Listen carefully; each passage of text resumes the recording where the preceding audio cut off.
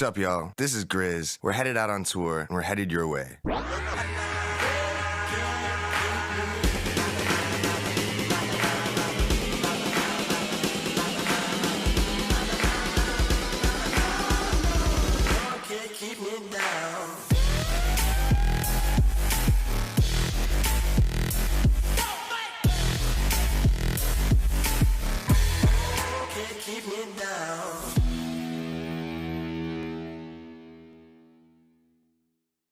Study summary.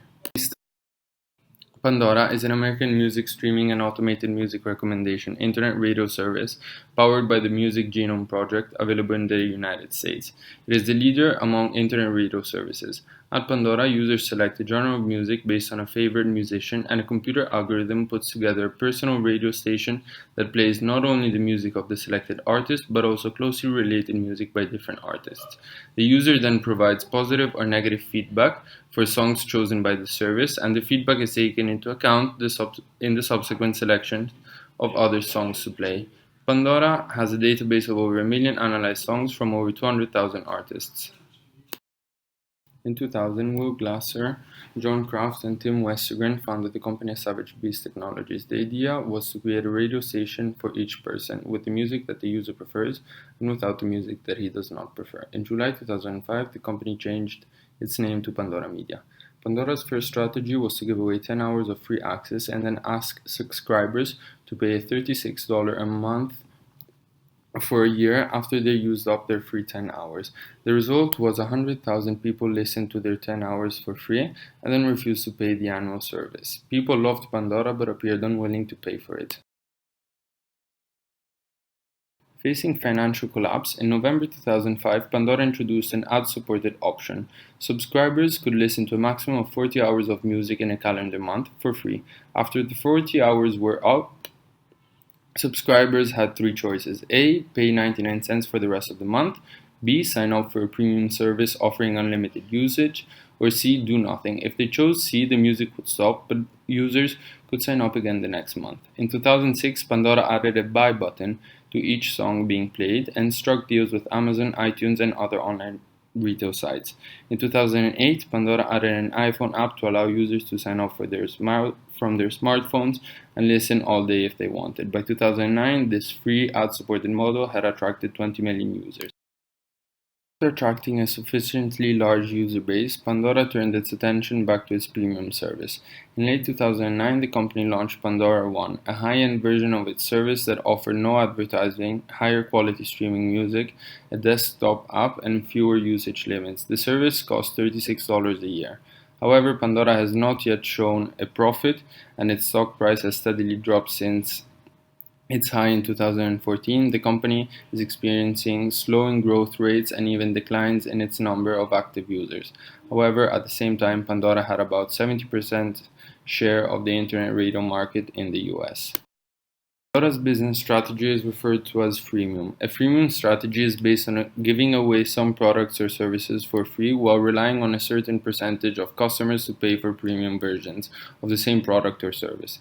Because the marginal cost of digital products is typically close to zero, providing free products does not cost much and potentially enables you to reach many more people. If the market is very large, even getting just 1% of that market to purchase could be very lucrative. Apple has led a recent push against freemium competitors. Pandora and Spotify have thrived at the expense of iTunes Music Store, whose revenues have declined steeply for several years. In 2015, Apple launched its own paid subscription streaming service app, modeled after Beats, called Apple Music, and by offering free 3-month trials, quickly made a significant inroads against Pandora and Spotify. While freemium clearly has worked to grow companies like Pandora, LinkedIn, and Dropbox, there is ongoing debate about the effectiveness of the freemium strategy. The crux of the issue is that while freemium can be an efficient way to gather a large group of potential customers, companies have found that it's a challenge to convert eyeballs into those willing to pay. Absent subscriber revenues, firms are forced to rely on advertising revenues. Premium strategy makes sense for companies such as Pandora, where there is a very low marginal cost, approaching to zero, to support free users. It also makes sense for a company where the value of its potential customers depend on a large network, like LinkedIn. Freemium also works when a business can be supported by the percentage of customers who are willing to pay, like Pandora, especially when there are other revenues like advertising fees that can make up for the shortfalls in subscriber revenue. Case study analysis. As mentioned above, Pandora gave its customers three options between paying 99 cents for the rest of the month, sign up for a premium service which offers unlimited access, or do nothing. Now, Pandora's business model concerns ad banners and affiliation with Amazon to allow users to buy music directly, and Pandora won.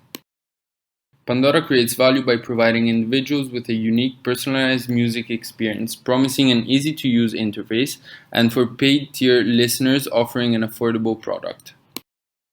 One of the main reasons that MailChimp was able to succeed with this model was the very low marginal cost, meaning that they could afford to provide their service to additional non-paying customers without hindering their business. Additionally, MailChimp had sufficient cash reserves to support the free customers while waiting for them to convert to a paid plan.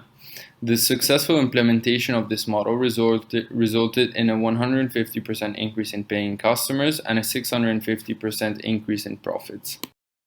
Metrics attempted the adoption of a freemium model. However, for various reasons, this decision brought down the company to levels below those obtained before adopting the model.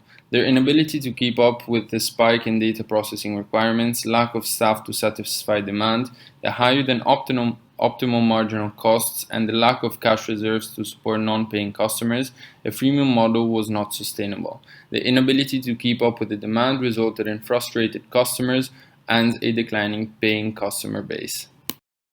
When does it make sense to include freemium in a business plan? It makes sense when the product is easy to use and has very large potential audience, preferably in the millions. Using a freemium strategy can be a very successful marketing tool because free features can help attract a user base, and they're more attractive to most consumers than 30-day free trials that require a cancellation process. A solid customer value proposition is critical.